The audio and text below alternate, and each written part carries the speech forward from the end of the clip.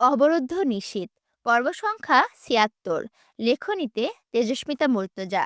গল্প পাঠে আমি অরোরা ইসলাম। মিস ক্যাথরিন ঝিম মেরে বসে বেশ কিছুক্ষণ মাহাজাবিনকে দেখার পর এক টুকরো ক্লান্তি হাসি হেসে বললেন, I wanna be afraid of you Mahjabin. Mahjabin চোখ দুটো বুজে স্লান হেসে বলল, কেন? এই সৌন্দর্য ও স্নিগ্ধতার আড়ালে এমন ভয়াবহ নিষ্ঠুরতার জায়গা দিয়েছ। এটা তো নীতিবিরুদ্ধ। সৌন্দর্য ও নারীর ওপর মানুষ আস্থা হারাবে যে। মাহেজাবিন বলল, আপনি আমার ক্ষমাকে নিষ্ঠুরতা বলছেন? এটা কি নীতিবিরুদ্ধ নয়? তবে কি আমি জয়ামিরকে খুন করলে সেটা নীতিগত হতো? পলিসিস জেড হেয়ার। কিন্তু ওটা তো ক্ষমা, তা জেনে রাখো। মাহেজাবিন একটু অবাক হবার মতো করে বলল, এটা তো অধর্ম মাদাম। তুমি যে বারবার বলছো সবচেয়ে কঠোর সাজার কথা, সেটাই তো তুমি সাজা মৌকুফের নামে দিলে ওকে। আমি তোমাকে বুঝতে ভীষণ চাপ অনুভব করছি মাহেজাবিন। তুমি যা বলেছো তাই করেছো, শুধু দৃষ্টিকোণ ঘুরিয়ে নিয়েছো। তুমি বলেছো কখনোই ক্ষমা করবে না, কিন্তু ক্ষমা করে দিয়েছো। অথচ এখানে আমি জয় আমিরকে তোমার দেওয়া সবচেয়ে কঠোরতম শাস্তির ঘোষণা শুনছি। কিন্তু বলছে, এটা কোন ভিত্তিতে বলছেন মাদাম? মাহেজাবিন, তুমি জানো কাঠখড়ি ও কেরোসিনের চেয়ে দিশলাইয়ের দুর্বল ছোট্ট কাঠিটা বেশ ভয়াবহ হয়? জানতাম না। কেননা দিশলাইয়ের কাঠি কেরোসিন ও কাঠখড়িকে পোড়ানোর উদ্দেশ্যে নিজেকে সর্বস্ব পুড়িয়ে ছাই করতেও দ্বিধাহীন। বরং নিজের ধ্বংস মেনে নিয়ে সে কেরোসিন ও কাঠখড়িকে জ্বালাবার জন্য নিজেই জ্বলে ওঠে। তুমি হলে সেই দুর্বল ছোট্ট এক কাঠখড়ি। এজন্যই তুমি ভয়াবহ। শীতল শান্ত মিস ক্যাথারিনকে একটু হতবিহ্বল দেখালো। তিনি দু তিনটে বিক্ষিপ্ত শ্বাস ফেলে বললেন, তুমি একবার নিজের কথা ভাবলে না?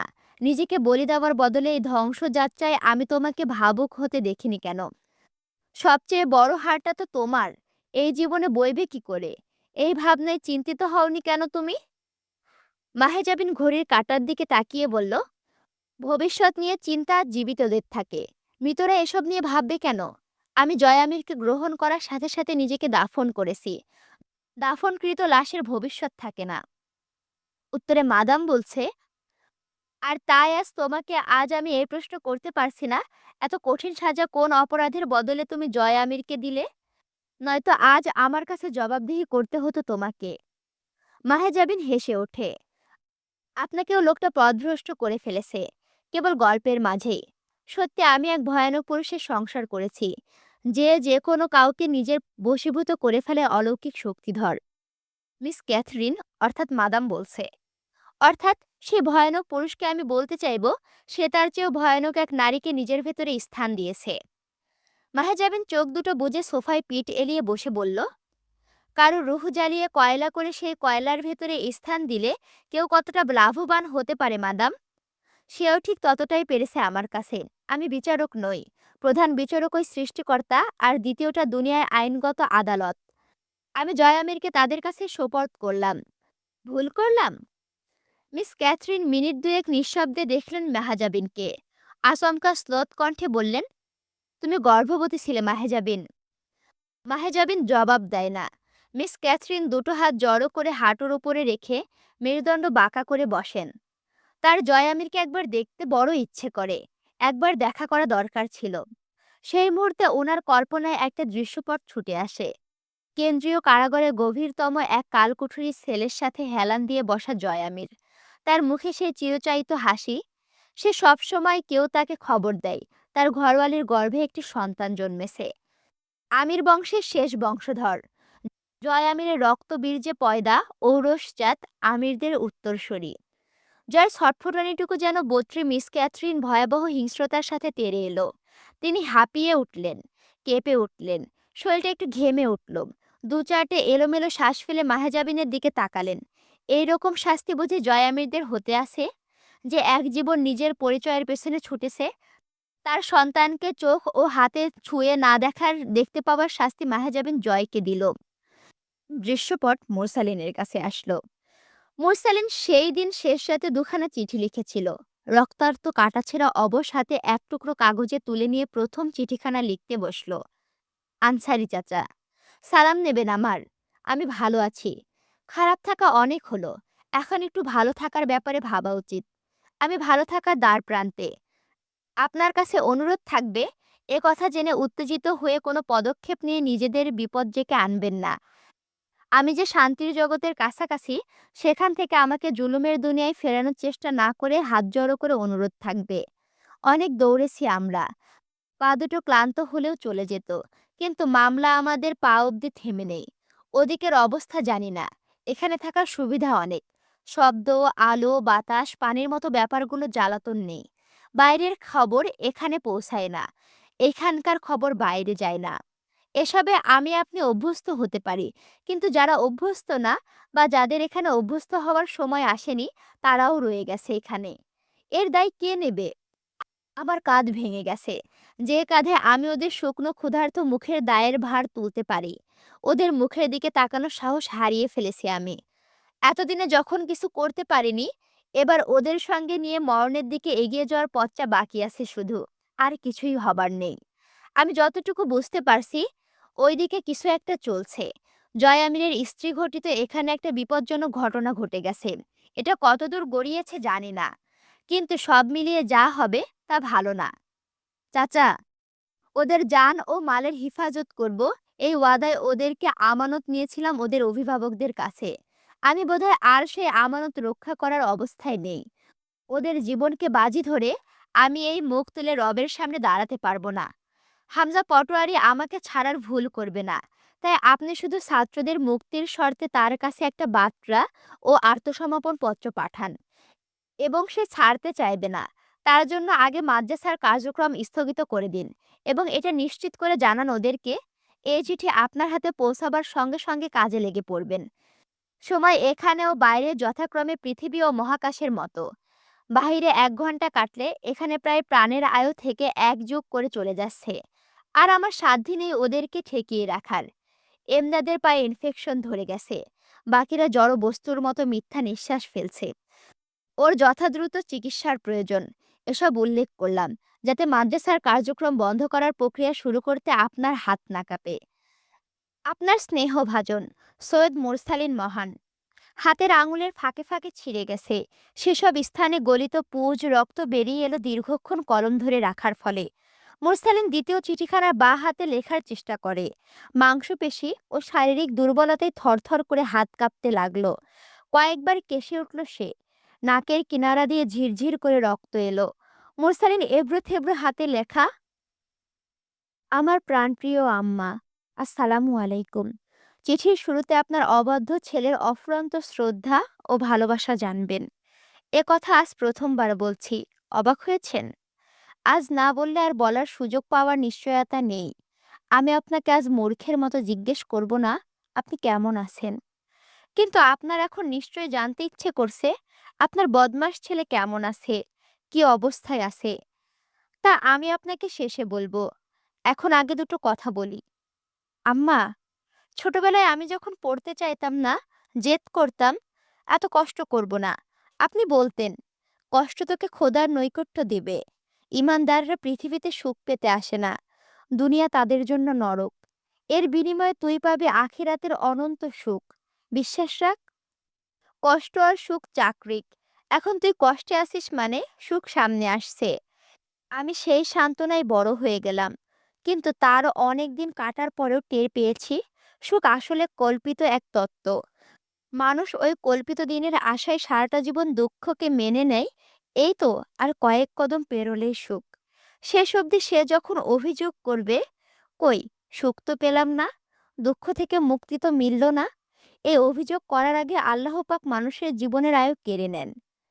আজ আমি আপনাকে সে অনিশ্চিত ধৈর্যই ধরতে বলবো। আপনি বলতেন, যার কিছু বা কেউ নেই তার আল্লাহ আছে। আজ আপনাকে আমি সেই আল্লাহর কাছে সঁপে দিয়ে যাচ্ছি। আম্মা, যেই দিন আমি শেষবার আপনার কাছ থেকে এসেছি, আপনাকে জানাইনি। জানলে আপনি বের হতে দিতেন না। কিন্তু আমাকে তো বের হতেই হতো। আমি আপনাকে নামাজে কান্নারত অবস্থায় দেখে বের হয়ে এসেছি। এবার আর আপনার কাছে ফেরা না হলে সেটা তকদির। যখন আব্বা মরল, আমি জয়কে খুন করতে চেয়েছিলাম। আপনি বলেছিলেন, খবরদার মুরসালিন, এ অকলে আমাদের 4 জনকে ভাসিয়ে তোর আব্বা চলে যাবেন। এটা তকদির। তকদিরের ফয়সালার ওপর হাত ঘুরিয়ে কাফের হবি? আজ আমি আপনাকে সেই তকদিরের ফয়সালায় কাঁদতে নিষেধ করব। আহাজারি না করতে অনুরোধ করব। আপনি দুটোর পর তৃতীয় জনের ওপর দাবি ছেড়ে দিয়েও ধৈর্য ধরবেন। এরকম কথাই আজ আমি আপনাকে বলবো আম্মা। আমি আপনাকে দেখিনি আজ বেশ কয়েক মাস। আজ খুব দেখতে ইচ্ছে করছে। আপনার সরল সহজ মায়াবী মুখটার ওপর মুমতাহিনা, আর আপনাকে প্রাণ ভরে আজ একবার দেখতে না পাওয়ায় আমার তকদির। আপনার হাতখানা আমার মাথায় ছয় না কতদিন। চুল টেনে ধরে বলে না, জাহিলদের মতো চুল রাখবি বলে ভার্সিটি পড়িয়েছি তোরে? চুল যদি সুন্নতি কায়দায় ছোট করে না আসিস, আমার সামনে আসবি না। কাফের হচ্ছিস ঢাকা থেকে থেকে? কাফেরের জায়গা নেই আমার ঘরে। আমার চুল বেড়েছে অনেক। বাবরি হয়ে গেছে অনিচ্ছাকৃতভাবেই। আপনার খুব ইচ্ছে ছিল আমি বাবরি রাখব। আজ হয়েছে আম্মা। আমার দাড়ি এক মুষ্টিখানেক হয়ে গেছে। আপনি দেখলে খুশি হতেন খুব। আবার অখুশিও হবার মতো অনেক চিহ্ন গায়ে পড়েছে। না দেখাই ভালো রইল। আজ মনে পড়ল, অনেকগুলো বেলা আমার খাবারের প্লেটে অর্ধেক মাছের মাথাটা তুলে দিয়ে আপনি বলেন না, বাকি অর্ধেক মুমতাহিনার। ওর থেকে কেড়ে নিলে মার খাবি মুরসালিন। আপনার হাতের মাছের ঝোলের ভাত খাবার ইচ্ছে হচ্ছে আজ। আজ অনেকগুলো দিন আমি নোংরা প্লেটে ২-৩ দিন পরপর বেঁচে থাকার তাগিদে অন্ধঘরে বসে ২-১ লোকমা খাবার খাই। আপনি পাখা তুলে বাতাস করতেন, করতে করতে বালতি সালতি বাড়িয়ে দিতেন। এসবের আফসোস খুঁজে যেত যদি একবার আপনাকে চোখের সামনে দেখতে পেতাম। আম্মা দেখছেন, আপনার ব্যর্থ ছেলে আজ শেষবার আরও একবার কাপুরুষতা দেখিয়ে দিল এই চিঠিতে। মুস্তাকিন ভাই হলে এইসব আবেগী কথাবার্তা কখনোই তুলতো না। আমি লিখে ফেলেছি। যখন চিঠি লিখতে কলম হাতে নিয়েছি, জানতাম না আমি এসব লিখে ফেলবো। হাত থ্যাতলানো আমার। এই চিঠি নষ্ট করে আবার লেখার শক্তি নেই। কলম ধরতে পারছি না শক্ত করে। তাই কাটলাম না। আবার আপনাকে কাঁদিয়ে ফেললাম। আজ কেন আমি এসব লিখে ফেলছি আপনার উদ্দেশ্যে বুঝতে পারছি না। আপনার কাছে এসব লিখতে নেই। মুরসালিনকে ক্ষমা করবেন। আপনার মুরসালিন আপনাকে দেওয়া প্রতিশ্রুতি ভেঙে ফেলেছে। সে আপনার সঙ্গে থাকলো না। অথচ আব্বা, মুস্তাকিন ও মুমতাহিনার পর তার থাকার ছিল আপনার কাছে। আম্মা, আপনার অবাধ্য ছেলে আজ আপনাকে না দেখতে পারার আকুলতা নিয়ে এই তথাকথিত স্বাধীন দেশ থেকে বিদায় নিয়ে আসল স্বাধীন জগতে যাবে। আমার মতো ব্যর্থ মুরসালিনদের একের পর এক মৃত্যুর মধ্য দিয়ে একদিন অবাধ্য মুরসালিনের জন্ম নেবে, গর্জে উঠবে। তাদের রক্তে ধুয়ে এদেশ একবার স্বাধীন হলে আমি আবার ফিরে আসবো আপনার পদতলে। সেদিন চোখ ভরে দেখব আপনাকে। মুমতাহিনা আর যেই দিন আমার মতো পঙ্গু ভাইয়ের বুক খালি করবে না। আপনার মতো মায়েরা যেই দিন মুস্তাকিম মহানদের মতো আইন শৃঙ্খলার কর্মকর্তা ছেলেদের হারিয়ে কাঁদবে না। ওই দেশে আমি আবার ফিরে আসব আপনার কাছে। আপনার মুরসালিন বেঁচে থাকবে আম্মা। মুরসালিনদের মৃত্যু নেই। আপনি শুধু লাখোদের মাঝে খুঁজে নিতে পারলে কত শত মুরসালিনকে পাবেন। আমি বেঁচে রইলাম। আজ আর কিছু লিখব না। আজ শুধু ভাবব, মৃত্যু কি শেষ না শুরু? এই শহরে মৃত্যু কি আসক্তি নাকি অনীহা? মুরসালিনের হাত থেকে কলম পড়ে গেল। ক্ষত থেকে পুঁজ পড়ছে। জীবনশক্তির নিঃশেষ হবার পথে। মুরসালিনের গায়ের কাঁপুনি উঠল। সে জড়সড় হয়ে মেঝের ওপর শুয়ে পড়ল লম্বা শরীরখানা গুটিয়ে। দুপুরের দিকে জয় ও আরমিন বেরিয়ে যাওয়ার পর খবর এলো, আজ হামজা দিনাজপুর ফিরছে। পুরনো দিন হলে রিমির উৎসব লেগে যেত। কমপক্ষে 10 পদের রান্না করতে তাকে রান্নাঘরে কাটাতে হতো ঘণ্টা 5। কক্ষটা গোছগাছ করার পর হামজার পোশাক ধুয়ে শুকিয়ে ইস্ত্রি করে রেখে শেষ করা হলে নিজেকে গোছানোর কাজ। গোসল করে একটা নেভি ব্লু কালারের শাড়ি পরতে হতো তাকে। কালারটা হামজার বেশ পছন্দ। দরজা খুলে হামজার গায়ের চাদর, কোট কিছু গায়ে থাকলে তা খুলে নিতে হয় রিমির। এরপর ওয়ালেট, চশমা, ঘড়ি অথবা বাজারের থলে বা কিছু থাকলে তা রিমির ওপর তুলে দিতে দিতে রুমে ঢুকেই পাঞ্জাবিখানা খুলে ছুঁড়ে মারার অভ্যাস হামজার। ঘামের সাথে মিশে থাকা কড়া সুগন্ধি গন্ধখানা হামজা হামজা হয়ে ওঠে। এই গন্ধে রিমির প্রাণ আছে। ওই গন্ধে রিমি একটা হামজা আছে। নাক কুঁচকে গোপনে সে গন্ধটা টেনে নিয়ে একখানা প্রাণচঞ্চল শ্বাস ফেলে আর চোখে তার কঠোর পুরুষকে দেখে। হামজার একখানা অভ্যাস আছে। বাইরে থেকে এসে সে সর্বপ্রথম গোসলে ঢোকে। রিমিকে বাথরুমের দরজাটা ধরে সে সারাক্ষণ দাঁড়িয়ে থাকতে হয়, লুঙ্গি তোয়ালে হাতে নিয়ে। বাথরুমের হ্যাঙ্গারের কোনো কাজ নেই। গোসল সেরে এসে একখানা সিগারেট ধরিয়ে দোলকেদারায় গা মেলে বসে হামজা। তখন রিমির কাজ তার ভেজা মাথাটা মুছে দিয়ে ক্লান্ত শরীরটা একটু টিপে দেওয়া, চুল টানা। এ সময় মতিভ্রম হলে রিমির আর নিস্তার নেই সে বেলা।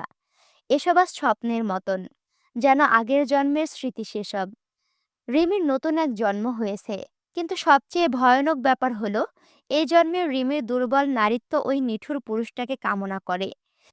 সেই লোক কি জানে, সেই যে রাতে রিমিকে কান্নারত রেখে রাজধানীর উদ্দেশ্যে বেরিয়ে গেছে লোকটা, তারপর আর রিমি ঘুমায়নি, রাতে বিছানায় পিঠ ঠেকায়নি। রিমি পারে না তার নগ্ন নরম বুকটার ওপর লোকটার দাড়ি গোফালা শক্ত মুখটার ভার না ছেড়ে দিলে রিমি একটুও ঘুমাতে পারে না। রিমি তো ছোট্ট ছিল, তার উচ্চতাও হামজার বিশাল দেহটার চেয়ে নেহাত ছোট্ট। প্রথম প্রথম যখন অভ্যাস হচ্ছিল, হামজা রিমিকে বিছানায় চেপে ধরে রিমির আলগা বুকের ওপর চুল দাড়িতে আবৃত মাথাটা সহ গোটা শরীরের ভার ফেলে ঘুমাতো। রিমি ঝগড়াও করেছে এ নিয়ে, তার দম বন্ধ হয়ে আসে। অত বড় মানুষের ভার তার ছোট্ট শরীরে সয়? তাকে এ সময় হামজার থামানোর কৌশলটা কি শিকারী জাতীয় ছিল? পোড়া কালো ঠোঁট, রিমির কচি ঠোঁট আঁকড়ে ধরলে রিমের শরীর আউলে যেত। নারীদেহ পুরুষের এমন ছোঁয়ার কাছে কত বাজেভাবে শিকার হয়ে যায়, সেসব জানে লোকটা। আজ সেই দম বন্ধকর পরিবেশ না তৈরি হলে রিমির ঘুম আসে না, সে বিছানায় টিকতে পারে না। রিমিকে এসে খবরটা দিয়ে গেল একটা ছেলে, ভাবি, ভাই ঢাকা থেকে ফিরতেছে। রিমি জিজ্ঞেস করতে জিহ্বা নড়ে, সেটা তোমার ভাই আমাকে জানাতে বলেছে? কিন্তু বলা হলো না। ওরা কেউ রিমির দিকে চোখ তুলে সরাসরি তাকায় না, আবার বেশিক্ষণ সামনেও থাকে না। হামজার আদেশ অথবা নিষেধ বোধ হয় এমনই। কথাখানা শোনার পর রিমির ভেতরে যে যাতনা শুরু হলো, তা বেসামাল হয়ে উঠল। এই সময় রিমির কি করার অভ্যাস, রিমি কি করছে? তরু কোথায়? শাহানা কোথায়? বাড়িতে হামজার ফেরার খবরে তোড়জোড় শুরু হচ্ছে না কেন? একথা ভাবতে আবার বিষাক্ত সেই অনুভূতি রিমির গলা চেপে ধরল। এসবের জন্য দায়ী ওই লোকটা। বাড়িটা শ্মশান হয়ে গেছে, যেখানে শুধু নেই নেই আর নেই, প্রাণ নেই। রিমি ছুটে যায় বারান্দায়। সে আর এক মুহূর্ত এখানে থাকবে না, সে চলে যাবে বাপের বাড়ি। হামজা ফিরে তাকে এই অবস্থায় দেখবে, আবার লোকটার সম্মুখীন সে হবে, তাও এই একই পরিস্থিতি, একই অবস্থা। কিন্তু উপায় কি? কারো সাহস নেই হামজার অনুমতি না নিয়ে রিমিকে ওই বাড়িতে দিয়ে আসার, অথবা ওই বাড়ি থেকে এসে কেউ তাকে নিয়ে যাবার। হামজা বাপের বাড়ি যাওয়া পছন্দ করে না। রিমি হামজার ঘরে আসবাবের মতো হয়ে গেছে।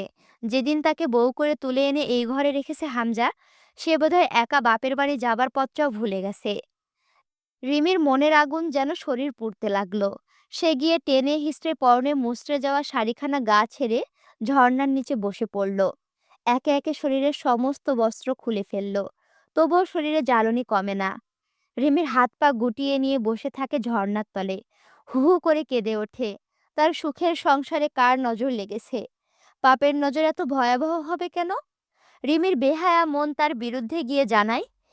এই মুহূর্তে বোধহয় ওই পাপী মানুষটা একবার এসে ব্যাকুল চিত্তে রিমির দেহখানা নিজের সাথে লেপ্টে নিলে রিমির এই জ্বালনি কমে যেত। রিমির হাতের নখে নিষ্পিস অনুভূতি জাগছে লোকটার পশমী বুকে গাঢ় খামচির আঁচড় ফেলতে। রিমির কাছে এই সত্য ভাবনাখানা অসহ্য ঠেকে। তার ভেতরে নিষ্ঠুর লোকটার জন্য জমাটবদ্ধ এক ভালোবাসাকে রিমি ঘৃণা করে। এভাবে যেন রিমির সত্তায় যেন চির ধরল, দ্বিবিভক্তি হলো তা। রিমি একখানা তোয়ালে পেঁচিয়ে রুমে আসে, আয়নায় নিজেকে দেখে। সারা দেহে শুধু হামজা, ফোলা লাল চোখ দুটো ও হামজার প্রভাব। এই হামজাময় নিচটাকে রিমি কিভাবে গুটিয়ে নেবে, তা ভাবতেই রিমির শরীরে অসাড় হয়। সে কেন আর্মিনের মতো না? সে কেন এই ঘর সংসারের মাঝে নিজেকে বিলীন করে ফেলেছে? সে কেন যে সেই দিন ছটফটানি থেকে নিজেকে আড়াল করতে দুর্বল শরীরখানা নিয়ে রান্নাঘরে যায়? দিন কয়েক পর ফিরবে লোকটা ক্লান্ত পরিশ্রান্ত তৃষ্ণার্ত হয়ে। রিমি কি আজও পারবে লোকটার ক্লান্তির উপশমক হতে? দৃশ্যপট জয়ের কাছে আসলো। জয় ধপ করে বসে আবার চেয়ারখানায়। অস্পষ্ট স্বরে একবার উচ্চারণ করে, বড় সাহেব। তার এই নীরবতার মাঝে অন্তু চৌপায়ের সাথে পিঠ ঠেকিয়ে চোখ বোজে। বদ্ধ আমির নিবাসের সদর ঘর যেন প্রতিধ্বনিতে কোলাহলপূর্ণ হয়ে উঠল। ঘুরপাক খেল চারপাশে। জয় আমির, আপনি দায়হীন বাঁধনহারা। বাঁধনহারা বুঝি পাপের দায়ে হারে? আপনি এক মৃত্যুঞ্জয়ী। মৃত্যু কখনো আপনার শাস্তি হতে পারে? তাই আপনাকে জীবন দিলাম। আপনার চির পাওনাদার হলাম। পাওনা মিটিয়ে ফিরবেন একবার। বিরোধ মেটাবার কথা ভাবব সেইবার। ফিরলেন হয়তো, সাথে থাকলো অতীত। একবার আবার রচিত হবে অবরুদ্ধ নিশীথ। জয়া একটা সিগারেট ধরিয়ে নিঃশব্দে বসে সিগারেটের ধোঁয়া গিলল অনেকটা সময়। হিসাব নিকাশের সময় ধোঁয়ার সঙ্গ ভালো কাজ দেয়। অনেকটা সময় পর সিগারেটটা পায়ের তলে ফেলে জুতো দিয়ে পিষে হাসে। ঝুঁকে বসে অন্তুকে নিজের খুব কাছে টেনে থুতনি উঁচিয়ে মুখটা তুলে ধরে চোখের সামনে। আমারে ক্ষমা করে দিলেন উকিল ম্যাডাম। কিসের ভিত্তিতে? আইস কয়টা দিন আমারে খুব আবেগপ্রবণ রূপে দেখেছেন, তাই মনে হইছে আমি অতীতের দুঃখে ডুব মেরে ধুয়ে মুছে ফর্সা হয়ে গেছি, তাই আমারে ক্ষমা করা যায়। স্যাহ, শালার, এই চিনলেন আমারে? কুটিল হয়ে উঠল জয়ের মুখটা। জয়ই কিন্তু এই কথাগুলো বলছে একটানে। আপনাদের সমাজের মানুষ তাদের ফেলে আসা কালকে কুকুরের মতো চাটে, যা তাদেরকে চিরকাল অতীতের গোলাম করে রাখে। জয় আমির তাদের মধ্যকার কেউ না। অন্তু বলে, মিথ্যা কথা। আপনি ভেঙে গুঁড়ো গুঁড়ো হয়ে যাচ্ছেন, কিন্তু মস্কাতে নারাজ। সে যাই হোক, ক্ষমাটা শুধুই আমার পক্ষ থেকে। মনে রাখতে হবে। অন্তুর সমস্যা হচ্ছিল বলে জয় সিগারেট পায়ের তলে ফেলে জুতো দিয়ে পিষে দুপাশে মাথা নাড়ল। টিকবে না। আমি সে অনিবার্য, যার পাপকে পাশ কাটানো যায় না। টিকবে না আপনার এই ক্ষমতার মহত্ব। আমার পাপের স্রোতে দূরে ভেসে চলে যাবে আপনার আদর্শের কুরকুরানি। এই কথায় অন্তু প্রশ্ন করল, এটাই কি আপনার একমাত্র লক্ষ্য? জয় ঠোঁট উল্টালো। ক্ষমা করার কারণ খুঁজতে গেলে আমি দেখতে পাচ্ছি আমার বিগত কদিনের ফোন মারা খাওয়া ঢ্যামনাচোদা চেহারা। ইগোতে লেগেছে? আপনার কাছে ক্ষমা আশা করি নাই, কারণ তখন বুঝি নাই বিষয়টা। জয় নিস্তেজ ভঙ্গিতে গা দুলিয়ে হেসে উঠল এ পর্যায়ে। অন্তুর থুতনিটা আরেকটু নিজের দিকে এগিয়ে নিয়ে চোখের মনি বরাবর তাকিয়ে বলে, তোমার মতে আমার আন্দাজ শক্তি ভালো, ঠিক না? কিন্তু সতর্ক হয়ে উঠল। জয় অন্তুর গাল চেপে ধরে আলতো হাতে, আমার ঘরের ছলনাময়ী, কি খেললে মায়েরি আমায় নিয়ে। অন্তু একটুও ভীত হয় না, বরং এবার মৃদু হেসে ফেলল। এই খেলার পদ্ধতি তো আপনার কাছেই শেখা। কাউকে জমজমাট মৃত্যু দিতে হলে তাকে আগে ঘটা করে বাঁচিয়ে নিতে হয়। জয় ভুরু উঁচায়। কিছুক্ষণ অন্তুর সুশ্রী চেহারাখানা মন ভরে দেখে নিচু গলায় বলে, এই মুহূর্তে আমি যদি খানিকক্ষণের জন্য যদি জিহ্নাকে হারানোর শোক ভুলে যাই, তুমি কতক্ষণ টিকবে আমার বিরুদ্ধে? অন্তু ঠিক ততটাই চাপা দৃঢ়তার সাথে বলে, নিজের রক্তের সাথে বেইমানি করা জয় আমির, আমি ভয় পাই না আপনাকে, জানেন তো আপনি? জয় আচমকা অন্তুর ঠোঁট চেপে ধরে প্রগাঢ় একখানা চুমু খায়। অন্তুকে যেন শুষতে চায় সে। চুমুটা ধীরে ধীরে উগ্র হয়ে ওঠার সাথে সাথে অন্তুর গালে তার হাতটাও ঠিক ততটাই শক্ত থাকে। বেশ কিছুক্ষণ পর অন্তুর ঠোঁট থেকে ঠোঁটটা সামান্য সরায়। তখন তার চোখ দুটো টকটকে লাল। সেই মুখভঙ্গিমার কথিত বর্ণনা নেই, তা দুর্বোধ্য। চাপা আক্রোশ জয়ের পৌরুষ কণ্ঠনালীতে কাঠিন্য পেয়ে বেরিয়ে আসে চাপা ধীর আওয়াজে, বেইমানি তোর দক্ষতা আরমিন। অন্তর্নাক শিউরে ওঠে। সত্যকে অস্বীকার করার মাধ্যমে তা মিথ্যা করার ব্যর্থ চেষ্টা ছাড়ুন।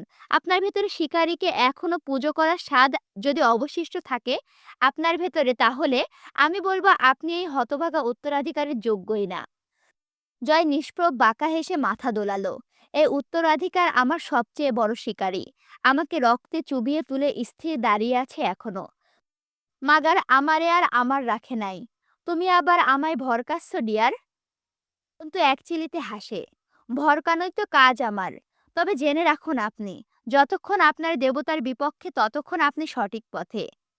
জয় হেসে চোখ মারে, কিন্তু আমি তো ভুল রাস্তার লোক।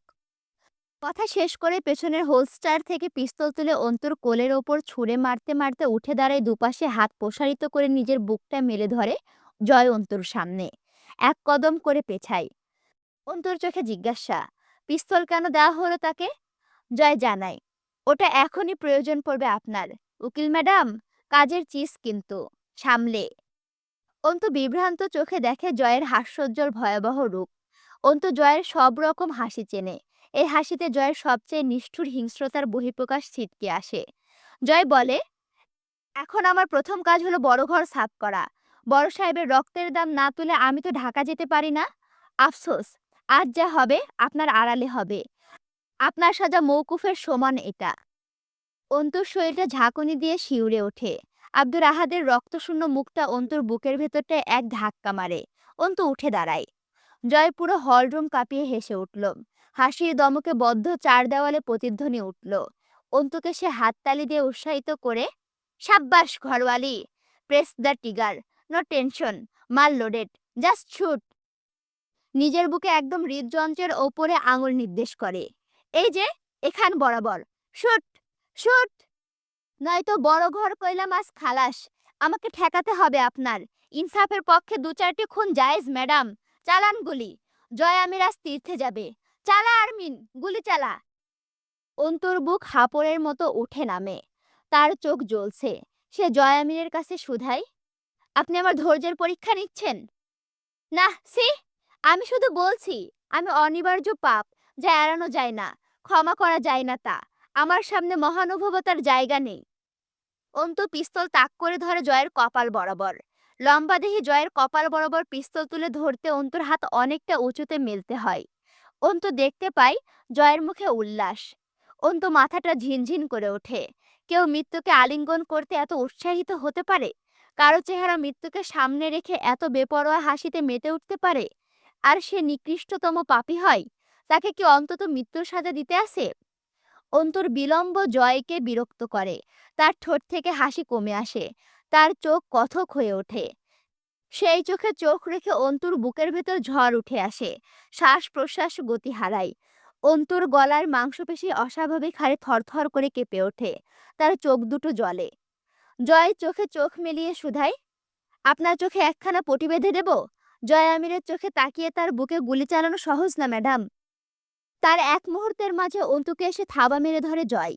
তাহলে সেই বুকে ছলনার ছুরি চালানো এত সহজ কেন? হ্যাঁ, কি চাই তোর আনমিন? আমার ধ্বংস চেয়ে নিতি? তোর দুই হাতের তালুতে এনে ফেলতাম জয় আমিরের ধ্বংসের এক মুষ্টি ছাই। দৃঢ়চিত্তে জয় আমিরের চেহারার দিকে চেয়ে থাকা অন্তুর চোখ বেয়ে টুপ করে এক ফোঁটা নোনতা পানি গাল বেয়ে পড়ে। অন্তু বলে, কিন্তু তোরা কেন ছলনার পথ বেছে নিস আমার বেলায়?